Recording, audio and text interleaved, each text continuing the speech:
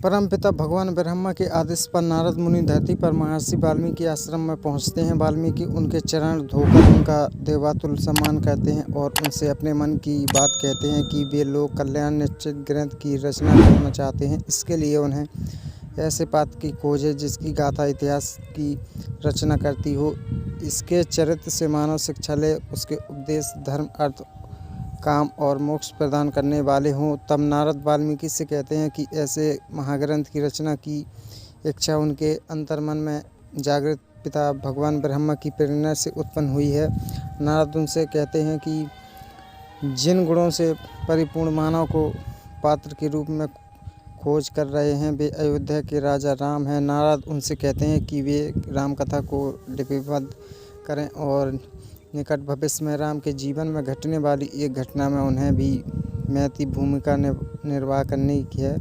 तत्पश्चात देवर्षि नारद महर्षि वाल्मीकि को राम कथा का सार सुनाते हैं और फिर अंतर्ध्यान हो जाते हैं। संध्या काल महर्षि वाल्मीकि तमसा नदी में स्नान करने जाते हैं। वहाँ हंसनी का एक जोड़ा रात्रि की डालता होता है। तभी एक शिकारी छिपकर बाण चलाता है और हंस को मार डालता है।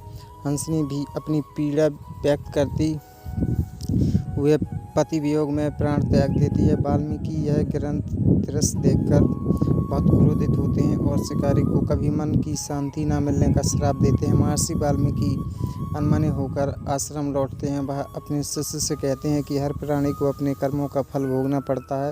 उन्हें अति क्रोध में आकर शिकारी को श्राप देकर उचित नहीं किया है, किंतु उसी क्षण वाल्मीकि को यह अफसोस भी होता है कि उनकी जिह्वा से जो श्राप निकला है वह 4 चरणों में अवरुद्ध है। प्रत्येक चरण में 8 बार बराबर अक्षर है जिसके लय में गया भी जा सकता है। वाल्मीकि कहते हैं कि यह सृष्टि का पहला काव्य छंद है। तभी ब्रह्मा भी प्रकट होकर वाल्मीकि की बात की पुष्टि करते हैं और उन्हें आशीर्वाद देते हैं।